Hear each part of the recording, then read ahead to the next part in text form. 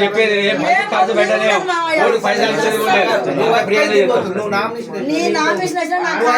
చెప్పేదా ఓట్లకు పైసలు కూడా అవసరం లేదు. ఎందుకు బదిలాడతానో అర్థం చేసుకో. నీ కొడుకు కొరకే కొడుకు నెల నుంచి బదిలాడతాను. నీ కొడుకు బదిలాడింది వేరు.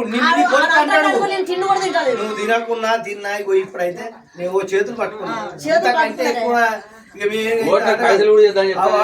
మేము చేస్తాం కానీ నువ్వు అంటేనే ఇగో నువ్వు ఓకే చెప్పాలి. ఇంతమంది చెప్పాలి అంతే. తప్పుల విషయం మేము మనిషి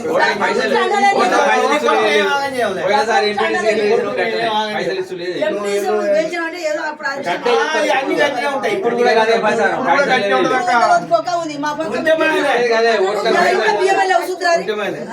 గదే ప్రచారం చేస్తాం మేము. అందరు పైసలు గదే ప్రచారం చేస్తాం.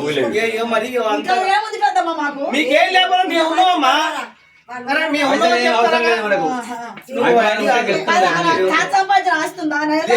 లేదు ఆయన మనిషే ఉన్నాడు. ఆయనే ఉన్నాడు అట్లా. అమ్మా నిన్నే ఆగం కావాలని మేము కోరుకోమమ్మా. అర్థమైందా? మా సాధ్యమైనంత మేము కూడా పోరాడతాం. మంది నా మనం అందుకో ఇల్లు కాలు పట్టుకుని వేయించుకుంటాం. నీ కొడుకు